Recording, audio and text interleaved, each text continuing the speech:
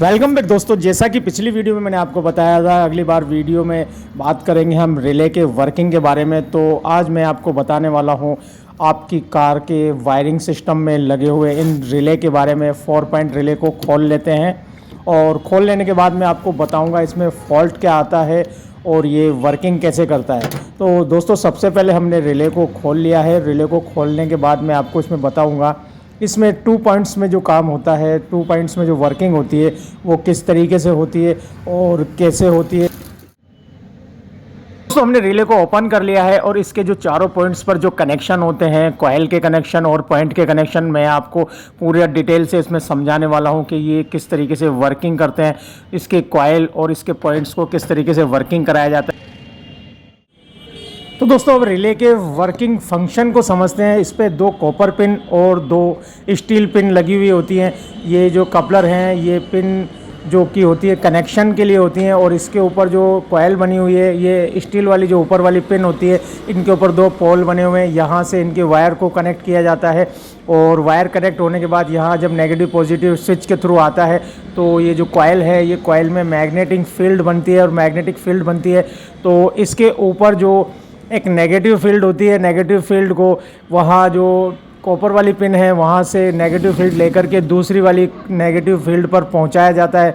और जैसे ही वहाँ मैग्नेटिक फील्ड बनती है, मैग्नेटिक फील्ड बनने के बाद इसके ऊपर जो आप पॉइंट देख पा रहे हैं, ये पॉइंट यहाँ से उसको कनेक्ट कर देता है और कॉपर वाली जो पिन होती है वहाँ जो दूसरी वाली पिन पर नेगेटिव पॉइंट का कनेक्शन हो जाता है और वो वहाँ रिले वर्किंग कर जाता है।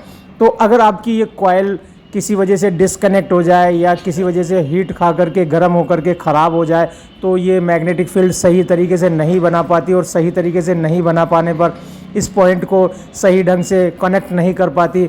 और अगर आपका पॉइंट ख़राब हो जाए तो वो सही तरीके से कनेक्ट नहीं हो पाता है। और जब रिले का पॉइंट कनेक्ट नहीं होता है तो जो सप्लाई रिले में मौजूद है वो कनेक्ट के ज़रिए वहाँ पहुँचेगी, और जब कनेक्ट नहीं हो पाएगा तो वो रिले की सप्लाई वहाँ नहीं पहुँच पाएगी। रिले की सप्लाई वहाँ नहीं पहुँच पाएगी तो जब वहाँ कनेक्ट नहीं होने की वजह से सप्लाई नहीं पहुँचेगी तो अब हमें वहाँ से रिले को बाहर निकाल लेना है और रिले को बाहर निकाल के कॉइल के फंक्शन को देख लेना है, कॉइल के फंक्शन को रीड कर लेना है। कॉइल का फंक्शन और पॉइंट के फंक्शन को चेक कर लेने के बाद हमें ये डिसाइड करना होगा कि हमारा जो फंक्शन है कॉइल के अलावा रिले के जहाँ से सप्लाई पहुँचा रहा है वो नेगेटिव सप्लाई पहुँचा रहा है या पॉजिटिव सप्लाई पहुँचा रहा है। अगर हमें वहाँ पॉजिटिव सप्लाई पहुँचानी है तो हमें ये पहले चेक करना होगा कि वहाँ पॉजिटिव सप्लाई पहुँचानी है या नेगेटिव सप्लाई पहुँचानी है। ये सब कुछ डिसाइड कर लेने के बाद हमें जो इसमें आप 2 पॉइंट्स देख रहे हैं, उन 2 पॉइंट्स में से एक पॉइंट जो कि रिले के यहाँ से बीच वाला जो पॉइंट देख रहे हैं, इस रिले में वो पॉइंट है जो कि हमारे सिस्टम को सप्लाई पहुँचा रहा है। अब हमें ये डिसाइड करना है कि ये सप्लाई नेगेटिव जा रही है या पॉजिटिव, हमारे रिले से हमें मालूम चल जाएगा। तो हमें इस बीच वाले पॉइंट पर डायरेक्ट एक वायर लगा लेना है और वायर डायरेक्ट जो दूसरा वाला पॉइंट है जहाँ सप्लाई जा रही है उस सप्लाई को वहाँ से उसमें कनेक्ट कर देना है। और कनेक्ट करने के बाद ये रिले हमें वापस उसके ऊपर लगा देना है। एक जंपर वायर लगा करके हम यहाँ से इसको कुछ समय के लिए गाड़ी को अपने वर्किंग में ला सकते हैं और वर्किंग में लाने के बाद हम बाद में इस रिले को चेंज कर सकते हैं।